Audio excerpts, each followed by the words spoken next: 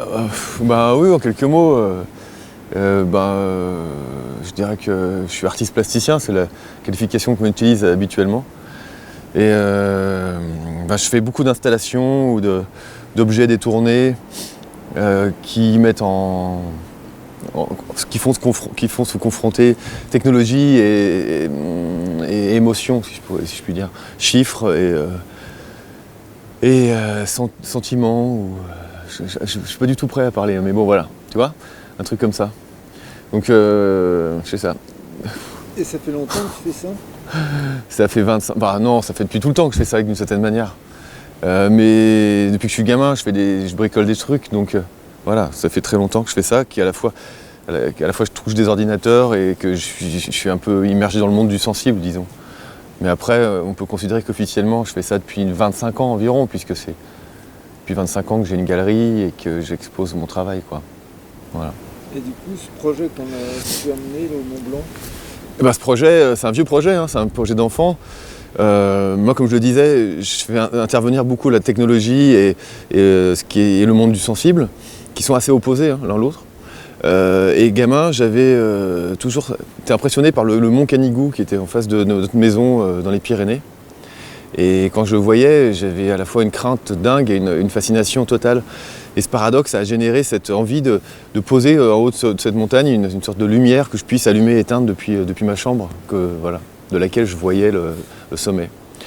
Et donc ça fait très longtemps maintenant, ça fait plus de 30 ans que j'ai pensé à ça.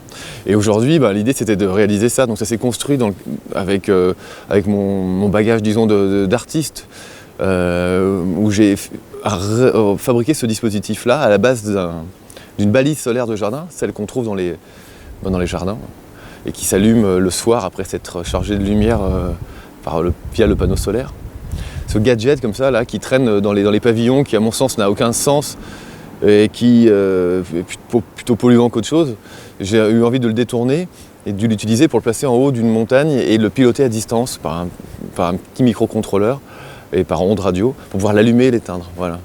Et donc du coup réaliser ce rêve d'enfant de pouvoir, depuis la vallée, allumer et éteindre un sommet qui est exposé au vent et à un milieu très hostile. Voilà. Et je l'utilise, ce dispositif, maintenant pour envoyer des poèmes en morse, tout simplement. Et quel genre de poèmes alors? C'est des poèmes, on retrouve le côté sensible que j'évoquais, c'est-à-dire que la part un peu rationnelle de la technique de la balise est contenue dans l'objet. La part irrationnelle, un peu plus sensitive et sensible, disons, est contenue dans le poème. Et c'est des poèmes qui sont très courts et des poèmes généralement plutôt d'amour ou qui sont de sorte de haïkus, qui parlent de principes que j'ai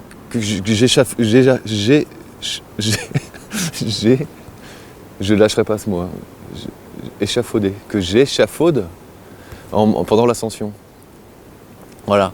Mais c'est des principes de vie, voilà, c'est de l'ordre du sensible. Dans le cas présent, c'est un poème d'amour, en 5 mots. Voilà. Est-ce que tu peux nous parler de cette ascension alors, du Mont Blanc? J'avais ce bagage qui me permettait quand même d'avoir cette forme d'abnégation qui permet d'arriver malgré la fatigue physique extrême. Mais c'est vrai que j'étais quand même... c'était un voyage intérieur, quoi. D'autant qu'on est parti de nuit, évidemment. Le paysage, il n'y en avait pas. Il y avait juste ce halo de lumière qui cadrait un petit peu comme ça, de 2 mètres sur 2 au sol, la neige qui défilait devant moi. Et je me souviens me concentrer là-dessus. Et au même titre que j'étais vraiment limité à un champ de vision très étroit, j'étais aussi beaucoup à l'intérieur de moi-même, quoi.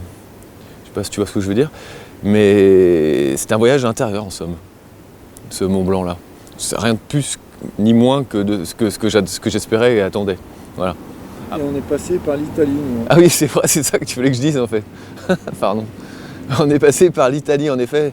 On est passé par la voie normale italienne, qui nous fait traverser la moraine du Miage, Gonella, et ensuite retrouver le goûter, c'est ça, pour finalement arriver au sommet.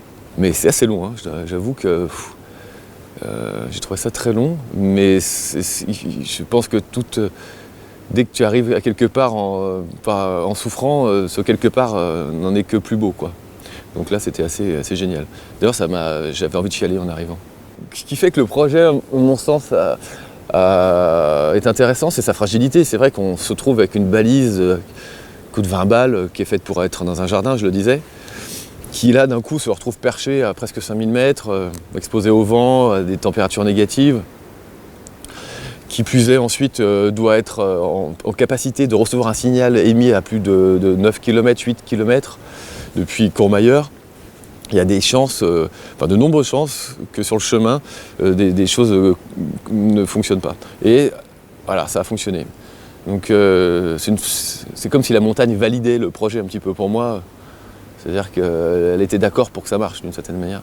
Et c'est vrai que j'ai quand même été super content une fois en bas à Courmayeur, en appuyant sur la touche de mon ordinateur qui émet, de me rendre compte que voilà, un signal était apparu au sommet du Mont Blanc et que le message en morse pouvait être diffusé dans la vallée d'Aoste, quoi, tout simplement. Ça donne un peu le sentiment d'avoir envoyé un satellite loin, très loin, et prier, croiser les doigts pour que tout le processus de déploiement, d'atterrissage, etc. Fonctionne. Voilà. C'est un peu le même cas, dans une autre échelle, mais pour moi c'est le même cas. Mais ce que j'aime bien, c'est que, je le dis, c'est un dispositif qui est très peu technique, somme toute, c'est juste des choses qui sont à la portée de tous, notamment en termes de budget. On a pour une vingtaine d'euros la balise. Mais que c'est pas les moyens techniques qui l'ont rendu, si différente que ça, c'est le fait avec l'effort physique de la montée en haut d'un sommet et voilà, juste simple geste, lui confère une autre dimension que celle qui était la sienne d'origine, quoi. Je sais pas si j'étais très clair, mais et c'est ça que j'aimerais mettre en valeur aussi dans ce genre de projet, moi, c'est ces valeurs d'abnégation, de cheminement. Ce qui compte, c'est le déplacement, et j'ai l'impression qu'on les oublie un petit peu. Voilà. Et le message, il s'adresse à qui? Alors le message, il s'adresse à l'origine, comme je te l'expliquais, le projet s'est construit sur plusieurs années, évidemment. Mais au début, le premier message, j'imaginais l'envoyer à une hypothétique amoureuse, quoi. Une sorte de phare dans la nuit qui clignote pour une personne qui serait en capacité de la voir, qui serait l'élu, si tu veux. Enfin, l'élu, c'est un grand mot, je veux dire. Et j'avais, voilà. Mais là, maintenant, le poème, il est destiné un peu à tout le monde. C'est un peu comme quand on écrit un livre et qu'on le diffuse, voilà. Eh ben, il n'est pas destiné à quelqu'un en particulier, quoi. Là, c'est pareil. C'est destiné à ceux qui captent le message. Je pense qu'ils ne sont pas forcément très nombreux. Il y a un cheminement aussi à faire, de voir une lumière clignoter dans la nuit, déjà tomber dessus, de l'avoir clignotée de telle sorte qu'on puisse y voir un signal intelligible, comme c'est le cas puisque c'est du morse, et ensuite, dans un dernier temps, d'avoir envie de le décoder, quoi. Ce chemin faisant, c'est une sorte de filtre. Je pense que ceux qui font ce chemin sont destinés à se rencontrer entre eux, quoi, à s'entendre un petit peu. Et c'est comme je fais partie, j'imagine, de cela aussi. Voilà, c'est destiné à des gens qui ont la même sensibilité que moi, probablement. Et peut-être, voilà, je sais pas quoi dire de plus à ce niveau-là. Peut-être parler du morse, non? Ah ouais, du morse. Ouais. Pourquoi le morse, etc. Ouais. Vas-y. Le morse, je trouve qu'on est dans un monde assez numérisé, avec beaucoup de technologies, on clique, on fait des on, des off constamment. Enfin, on devient un peu nous-mêmes machines, je trouve, quoi. Et en plus de ça, notre caractère organique disparaît, parce que nos sens sont de moins en moins suscités. On regarde des écrans en 2D qui sont plans, on touche des surfaces assez lisses, on n'a plus vraiment de rapport à la matière comme on pouvait l'avoir avant. Et j'ai l'impression que notre environnement on est en train de le modifier de telle sorte que nous-mêmes n'ayons plus de place dans cet environnement-là. Nous-mêmes en tant que machine, enfin machine, animal organique vivant, quoi. Et un exemple concret qui nous concerne, c'est que toutes les données qui circulent, 80% des choses qu'on voit sur nos écrans, c'est une grande partie du monde, est numérisée et circule de façon assez invisible, quoi. Le Wi-Fi, le Bluetooth, le GSM, même les réseaux, comment ça s'appelle, optique. Eh ben, tout ça échappe à nos sens. On ne sait pas quelle est la nature, le goût ou la forme des données. Voilà. Et le codage, en fait, sert à cacher les données, à faire échapper à nos sens l'ensemble de notre environnement, une grosse partie. Et le Morse, ça m'intéressait d'utiliser parce que c'est le dernier codage qui est voué à être destiné à l'homme, voué à être décodé pour l'homme. Tous les autres, c'est des codages qui sont faits pour cacher des données et qui sont destinés aux machines. Voilà, alors le Morse, c'est à la portée d'un humain. Voilà, donc j'avais envie d'utiliser ça, c'est un côté très Jules Vernien, mais qui est à la portée de n'importe qui voudrait faire l'effort de le comprendre, quoi. En plus, évidemment, pour des raisons techniques, d'avoir une lumière qui clignote.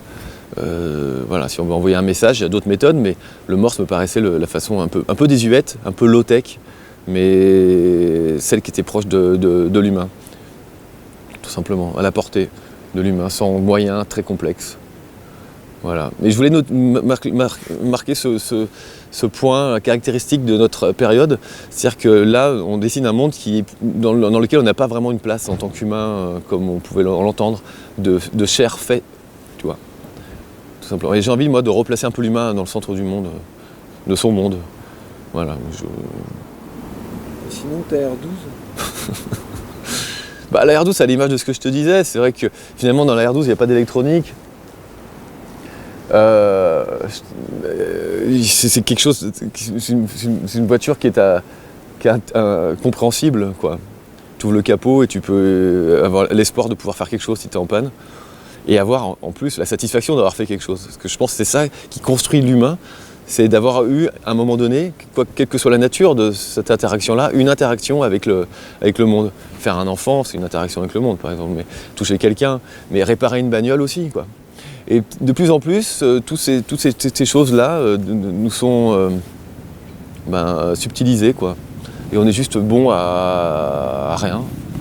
Et la R12, voilà, c'est une façon un peu d'éviter le monolithe noir du moteur, comme on les trouve aujourd'hui quand on soulève le capot. Et là-dedans, tu peux quand même bricoler plein de trucs. Et avec une clé de 13, tu fais quasiment tout, c'est assez génial. Et c'est assez drôle de se rendre compte aussi qu'en termes de forme, bon, les choses ont beaucoup évolué.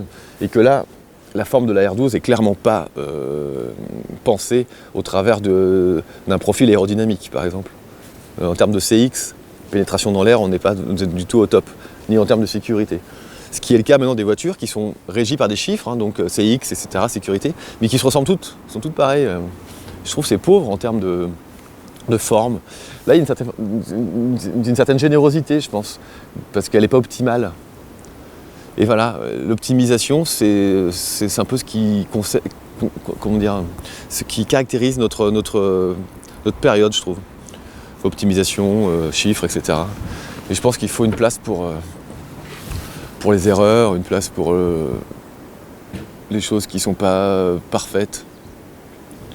Voilà, et la R12, pour moi, c'est un peu l'exemple de ça. Tu vois. Bon, alors c'est une réussite. Alors ton guide, là, Michel, ça a été, non? Ah, Michel, bah ouais, Michel, moi, je suis né dans les Pyrénées, mais à l'âge d'1 an, j'étais savoyard, quoi. Et donc pendant 25 ans, j'étais en Savoie, avant de partir à Paris. Et c'est vrai que là, de revenir auprès de Michel, Michel pour moi c'est un vrai Savoyard, quoi. J'ai reconnu toutes les valeurs du Savoyard. Ce côté taiseux, tu vois, qu'on peut. Cette abnégation, cette façon très laconique de donner les directives, mais d'une efficacité extraordinaire. Et Michel, c'est un personnage, quoi, en fait. Hein. Je me suis beaucoup attaché à lui, comme on s'attache, j'imagine, avec une corde, finalement. Mais Michel, on est arrivé au sommet en haut, ensemble au sommet, et c'est vrai que du coup ça crée des liens, même si à mon avis lui s'en fout complètement, mais moi ça m'a quand même assez touché, tu vois. Et du coup je l'aime bien Michel. Enfin, je l'aime tout court même, hein, tu vois, voilà. Et non, c'était super, il m'a appris pas mal de trucs, notamment concernant la neige, la marche, voilà, avec les crampons, etc. Et je crois que Michel est très connu dans le non. Tu te connais bien toi Michel? Oui. Ouais, non, c'était un vrai plaisir de travailler avec Michel. C'est le seul à arriver à dormir là, à part toi peut-être un petit peu, mais à Gonella, là, il a bien dormi lui. On voit qu'il m'a dit que c'était il avait fait à peu près 100 fois le Mont Blanc, je crois, il m'a dit. Autant dire que celle-ci se noie dans un océan de souvenirs. Hein.